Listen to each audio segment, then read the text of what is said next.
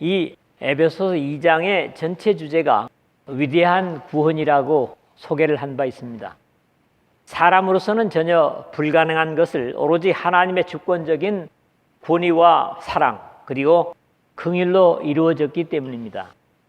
모두가 죄를 짓고 하나님과 원수가 되어 각자 자신의 수치를 어둠에 감추고 소망이라고는 없는 형벌과 저주의 공포를 가지고 일평생을 살고 자신의 능력과 의지대로는 그것을 바꿀 수 없는 절망의 인생을 사는 인류에게 하나님께서 우리 주 예수 그리스도로 말미암아 구원의 빛을 주셨습니다. 우리는 히브리서 2장 15절을 또 죽기를 무서워함으로 한평생 매여 종노릇하는 모든 자들을 놓아주려 하심이니 예수님이 하신 일입니다. 공포에 붙잡혀 있는 우리를 놓아주시기 위해서 십자가를 치신 것이죠. 그 희생의 은혜를 입고 빛의 삶의 위치를 옮김받은 사람들마다 영원의 운명을 바꿔주신 하나님의 사랑을 생각할 때마다 긍휼과 은혜 아래 있음을 감격할 수밖에 없을 겁니다. 이런 이유에서 오늘의 내용의 순서를 바꿔서 빛의 백성이 되기 전에 비극적인 상황을 먼저 확인하고 하나님께서 모든 사람에게 차별 없이 주신 믿음이라는 구원으로 들어올 수 있는 신뢰를 단순히 사용한 사람들의 운명의 변화와 반대로는 귀한 믿음을 육신의 제한된 상태로 사용하는 안타까움도 생각할 것입니다. 물론 11절에서 3장까지 이 에베소서의 주제가 되는 예수 그리스도를 머리로 한 교회론이 펼쳐지고 이 교회는 단순히 종교기관이 아니라 만유를 통일하시려는 하나님 아버지의 깊은 마음이 담겨 있고 이 교회 속에서 비로소 이방인과 유대인이 통일되는 복된 이치도 해설되고 있습니다. 첫 번째로는 그래서 11절에서 13절의 말씀을 봅니다. 소망이 없고 하나님도 없었던 과거의 우리의 비극적인 상태를 논증하고 있습니다. 적어도 하나님의 아들 예수 그리스도의 피에 공로를 힘입은 사람이라면 언제나 기억하고 회상해야 할 과거의 상태를 그대로 증거하고 있습니다. 우리가 나태해지고 무사 안일해지는 이유는 받은 은혜를 잊어버리기 때문입니다. 언제나 과거의 절망적인 상태를 기억해야 할 만큼 이런 것들이 행복한 것은 아니지만 우리가 과거 어떤 사람이었는가를 바로 안다면 항상 경성하고 도전할 수 있을 것이기 때문입니다. 바울은 여기에서 그러므로 생각하라 하는 당부를 합니다. 문헤모니오 히라브가 쓰였는데 기억하다, 회상하다, 깊이 생각하다, 마음에 두거나 신경을 쓰다 이런 의미의 단어입니다. 이렇게 깊이 생각하라고 하면서 6가지 정도의 절망적인 과거의 우리의 상태를 돌이켜 생각해야 한다고 권면합니다. 대부분의 사람들은 과거의 좋은 환경을 기억하며 현실의 안타까움을 이겨가는 사람들도 있죠. 이런 사람들을 추억을 먹고 사는 사람들이다 그렇게 표현을 합니다. 하나님께서 이미 복음 속에 들어와 있는 백성들에게 이런 당부를 하시는 것은 현재에 그들이 복음 속에서 누리고 있는 삶에 더욱 감사하게 하려는 것이고 앞으로 믿음의 행보에 있어서 함부로 행하지 않고 신중하게 하려는 의지가 담겨져 있는 것으로 여겨집니다. 그러므로 생각하라. 너희는 그때의 육체로 이방인이요 손으로 육체에 행한 할례를 받은 무리라 칭하는 자들로부터 할례를 받지 않은 무리라 칭함을 받은 자들이라. 11절인데 여기서는 하나님의 은혜에 있어서 전혀 관계가 없는 이방인이었음을 전체적으로 그리고 먼저 하나님의 백성된 유대인의 관점에서 경멸되었음을 지적하고 있습니다. 너희는 그때의 육체로 이방인이요. 그때에는 당연히 그리스도 밖에 있을 때, 즉 하나님으로부터 생명의 능력을 누리지 못하고 있었던 과거를 말하고 있습니다. 이방인, 에드노스라고 하는 본래적인 의미는 국민, 민족, 백성 이런 말인데 신약 성경에 무려 165회가 쓰여지고 있습니다. 성경 속에서는 오늘 나누고 있는 내용에서는 결코 긍정적으로 표현된 적이 없는 낱말입니다. 주를 알지 못하는 이방 사람들과 주의 이름으로 기도하지 않는 족속들이라고, 기도가 없는 사람들, 진정한 기도가 없는 사람들인 거죠. 예레미야서 10장 25절 상반절입니다. 또 하나님으로부터 진노의 대상으로 묘사되기도 합니다. 이는 다 이방인들이 구하는 것이라. 마태복음 6장 32절에 육신적인 기도를 하고 있는 사람들을 예수님께서 말씀하시는 것이고, 하나님을 모르는 이방인과 같이 세욕을 따르지 말고 말세를 만난 우리에게 바울은 데살로니가 전서 4장 5절에서 이런 경계를 주는데, 역시 이방인들이 대표적으로 등장하고 있습니다. 손으로 육체에 행한 할례를 받은 무리라 칭하는 자들로부터 할례를 받지 않은 무리라 칭함을 받은 자들이라. 좀 더 구체적으로 육체로는 이방인이었던 하나님과 관련 없는 사람들이었음을 증거하는 표현입니다. 하나님께서 창세기 17장에서 아브라함의 이름을 아브라함이라고 바꿔주신 후에 최종적인 하나님과의 언약의 표를 그들의 살에 새길 것을 명령합니다.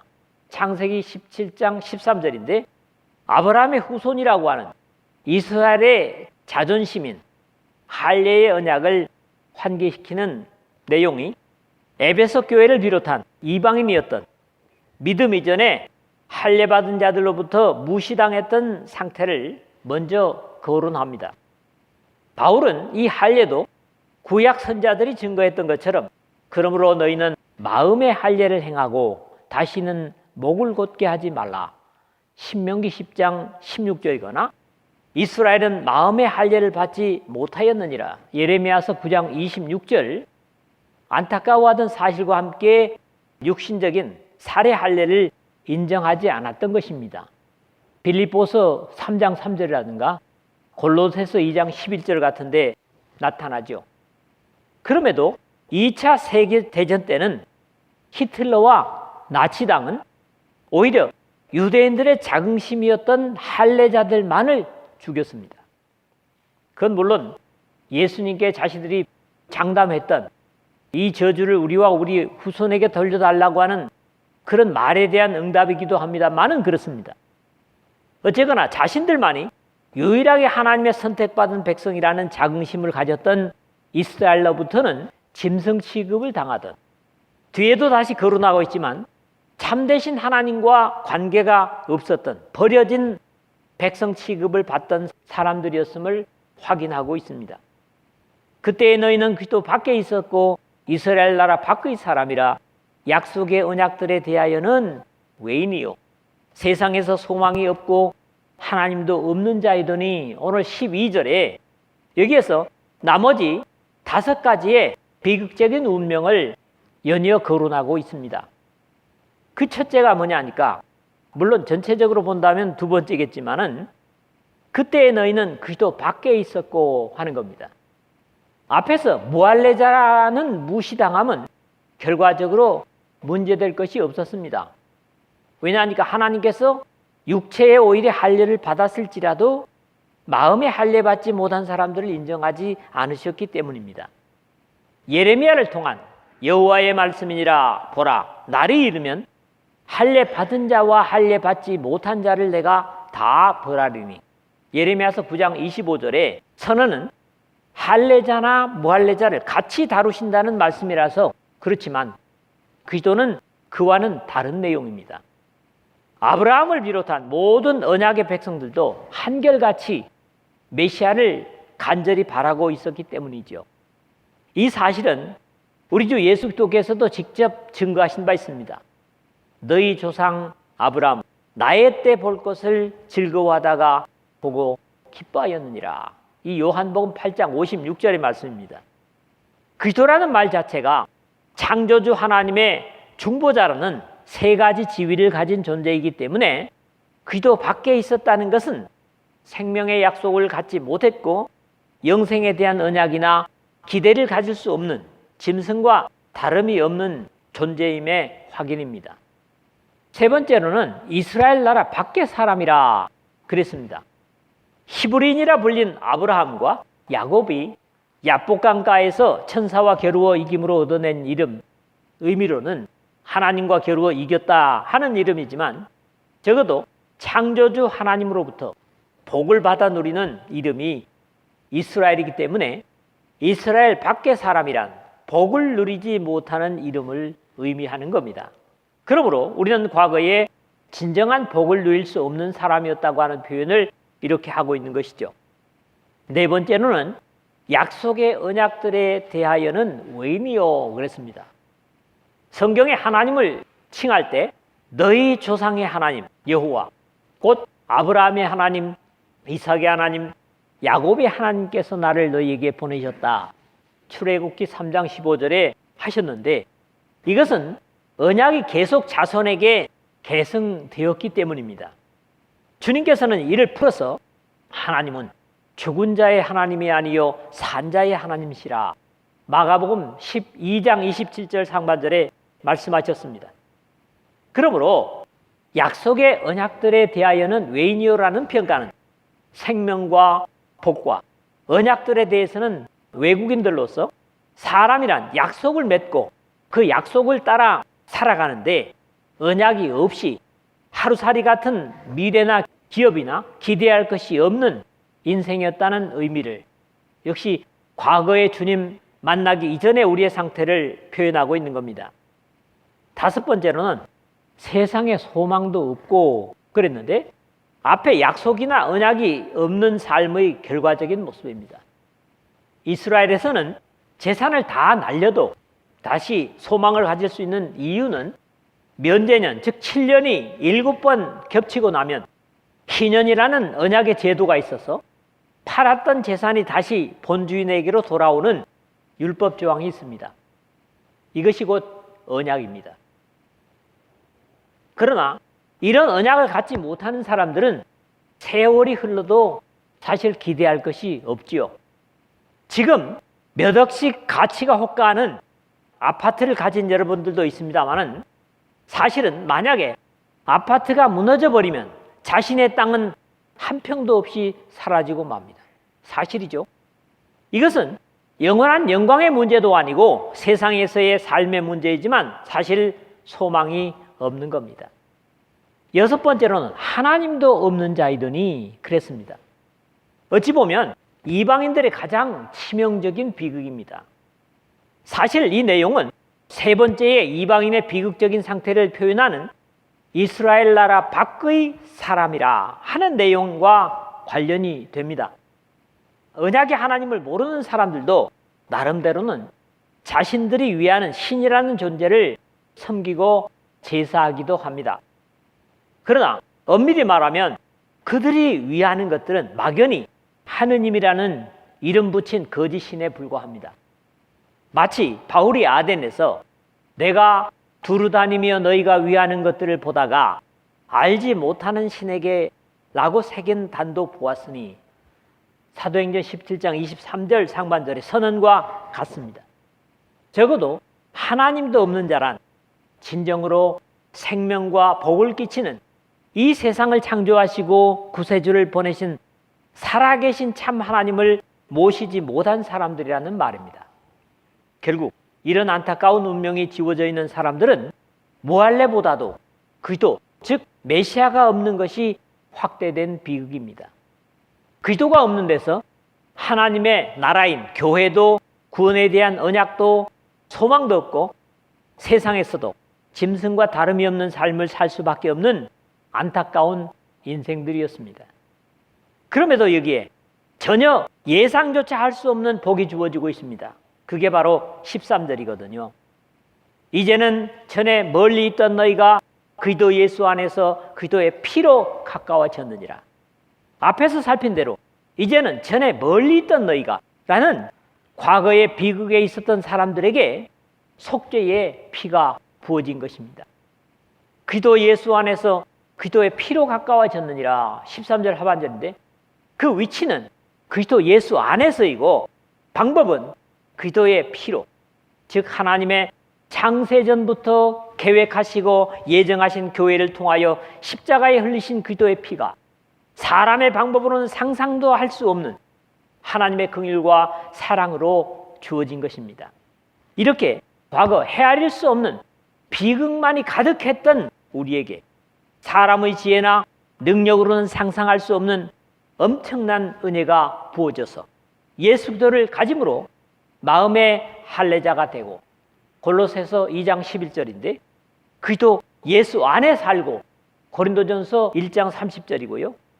예수 그리스도의 피의 언약에 살고, 마태복음 26장 28절입니다. 하늘의 백성된 감격으로 살고, 빌립보서 3장 20절이죠. 썩지 않고 더럽지 않고 새하지 않는 유업을 잊게 될 소망의 사람들이 되었습니다. 베드로전서 1장 4절이죠. 무엇보다도 하나님과 함께 임마누엘을 사는 하늘의 시민이 되었습니다. 요한계시록 21장 3절입니다. 여기까지 말해온 사람들이 누구를 가리키는 겁니까? 복음으로 그리스도 안에 들어와 있는 사람들을 말하는 것으로 바로 우리, 더 정확하게 얘기하면 우리 각자에게 납니다. 우리의 운명의 절망적인 상황이 예수님의 피의 부어짐으로 변화받은 이 놀라운 은혜야말로 우리가 평생 잊지 말아야 될 감격이요 기쁨입니다. 두 번째로는 8절 9절을 봅니다. 오직 하나님의 은혜입니다. 과거에 앞에서 말한 안타까운 비참한 상황에 있던 사람들에게 스스로는 생각할 수도 없는, 헤아릴 수조차 없는 천지개벽과 같은 일이 있어졌습니다. 그것은 바로 하나님의 사랑과 은혜로 인해서 낮고 천한 우리의 운명을 바꾸어주신 사랑의 역사였습니다. 너희는 그 은혜에 의하여 믿음으로 말미암아 구원을 받았으니 이것은 너희에게서 난 것이 아니요 하나님의 선물이라. 얼마나 감사한 표현인지 모르겠습니다. 이미 5절에 허물로 죽은 우리를 그리스도와 함께 살리셨고 너희는 은혜로 구원을 받은 것이라는 비슷한 의미로 말한 내용입니다. 그러나 여기에서 차이가 있습니다. 5절에는 없었던 믿음으로 말미암아 라는 것이 나타나 있습니다.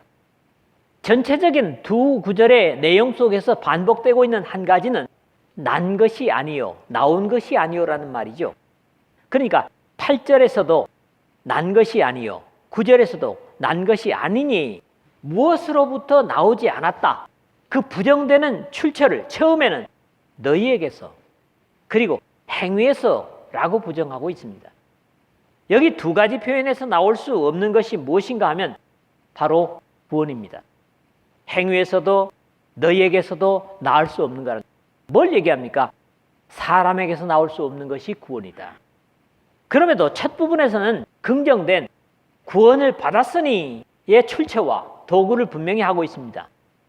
먼저는 그 은혜에 의하여 라는 출처를 분명히 하는데 이 은혜는 받을 자격이 전혀 없는 사람에게 대가에 전혀 관계없이 주는 선물입니다.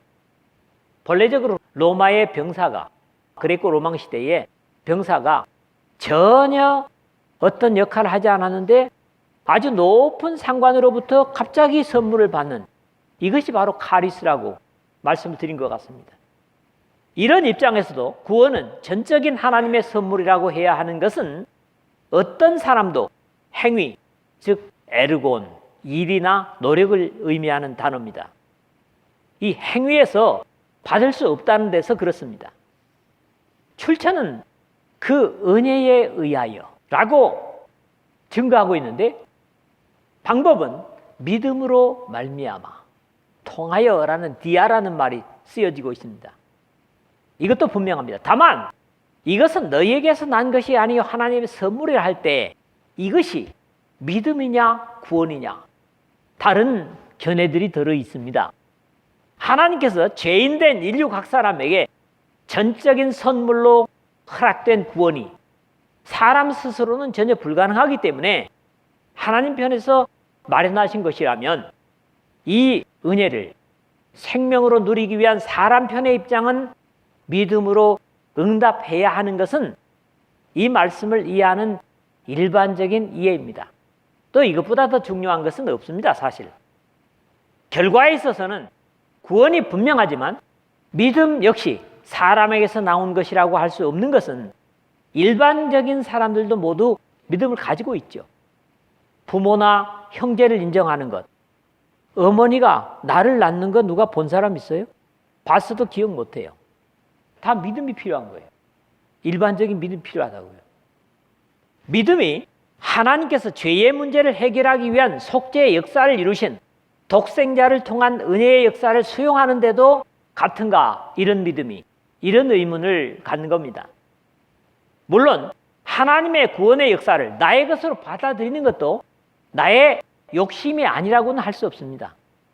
하나님께서 모든 사람에게 일반적으로 허락하시면서 이 사랑의 역사에 반응하는 것 역시 모든 사람은 아니기 때문에 모두가 다 이 하나님이 세상을 사랑하사를 받아들이지 않는다는 얘기입니다.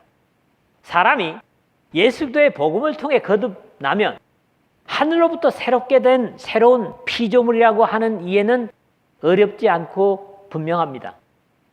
그러나 구원을 받아 누리기 위한 믿음이 하나님께로부터 주어진 것이라고 할 때 그것이 아직 거듭나지 못한 사람에게 특별히 주어졌다는 것 역시 시기나 방법을 찾는 것이 쉽지 않습니다. 어렵습니다.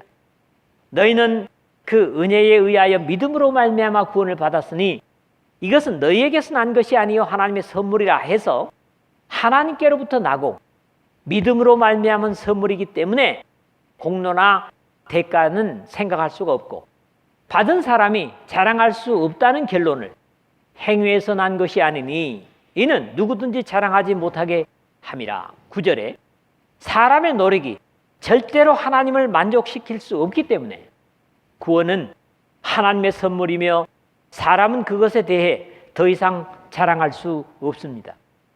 많은 신앙적 행위를 대부분 율법과 관련을 시키는 것이 많지만은 여기에서는 율법의 행위를 얘기하는 것 같지는 않습니다.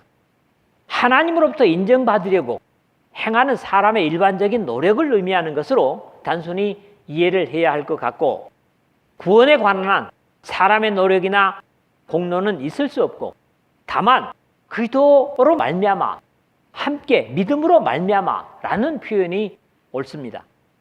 그런 이유에서 바른 믿음의 사람이라면 자신을 자랑할 것이 아니라 하나님의 성령으로 봉사하며 그리스도 예수로 자랑하고 육체를 신뢰하지 아니하는 우리가 곧 한립하라. 빌립보서 3장 3절의 권면을 우리가 이해하고 또 행해야 할 것입니다. 세 번째는 10절의 말씀입니다. 새로운 하나님의 피조물로서 하나님께서 주신 은혜의 선물을 믿음으로 받은 사람의 형태를 이제 10절에서 말하고 있는 거죠. 그렇다면 하나님은 사람으로서는 불가능한 죄인 구원을 독생자를 희생시키면서까지 이루셨는가 하는 이유를 오늘 마지막으로 10절에서 보는 겁니다. 이 말씀 역시 이 에베소서의 모든 결론과 일치됨을 여기서도 확인할 수 있습니다.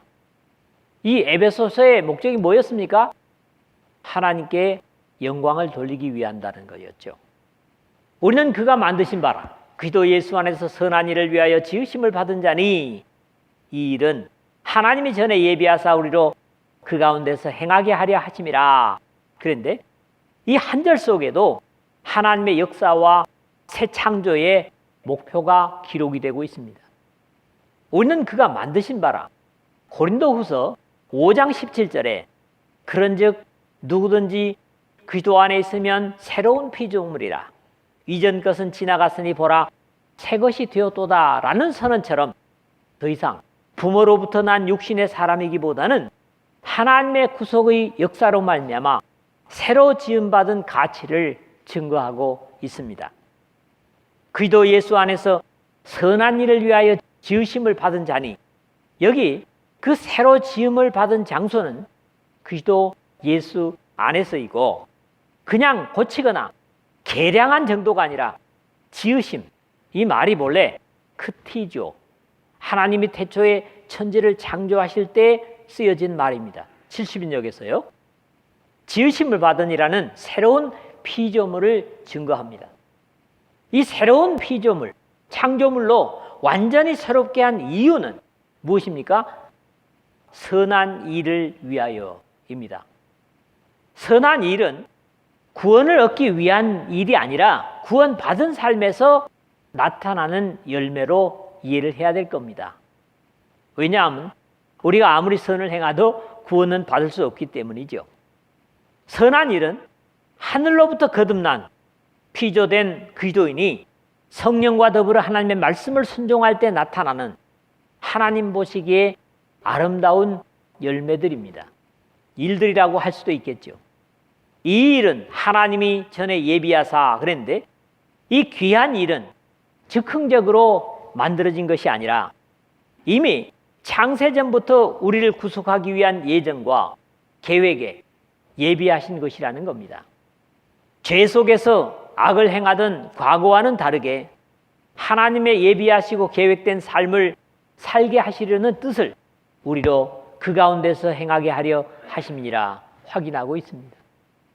그리스도인은 구원을 받기 위해 선을 행하는 것은 의미도 없고 불가능하지만 예수 그리스도의 구속을 통하여 새로 지으심을 받았다면 하늘로부터 거듭난 새로운 피조물로서의 삶이 너희는 이 세대를 본받지 말고 오직 마음을 새롭게 함으로 변화를 받아 하나님의 선하시고 기뻐하시고 온전하신 뜻이 무엇인지 분별하도록 하라. 여기에 하나님의 선하시고 기뻐하시고 온전하신 뜻을 행하기 위해서 우리를 구원시켰다는 말씀인 거죠. 이런 바울의 로마서 12장 2절의 당부가 결코 부담이 아닌 자연스러운 삶이 되어야 될 것입니다. 말씀을 맺습니다. 우리는 완전히 절망적인 현세에서나 영혼 속에서나 아무 기대나 가능성이 없는 그런 죄의 사람들이었습니다. 이런 비극적인 우리의 삶에 하나님의 은혜가 내려져서 예수님의 속죄의 거룩한 피가 부어졌습니다. 그러므로 이것을 믿음으로 수용하고 받아들이기만 하면 이제는 새로운 피조물들이 되어서 하나님의 기뻐하시고 선하신 뜻을 행할 수 있는 오히려 아름다운 열매들을 맺을 수 있는 그런 복된 사람들이 되었다는 겁니다. 다만 우리의 과거의 비극적인 상황을 여러분들이 나태해지려고 할 때마다 기억하고 되돌아보면서 적어도 이런 절망적인 우리가 하나님의 은혜로 구원받았던 사실을 늘 환기해서 하나님의 선하시고 기뻐하시고 온전하신 뜻을 여러분의 삶 속에 늘 행함으로 하나님의 새로운 창조의 역사가 여러분의 삶 속에 그대로 사실적으로 이루어지시기를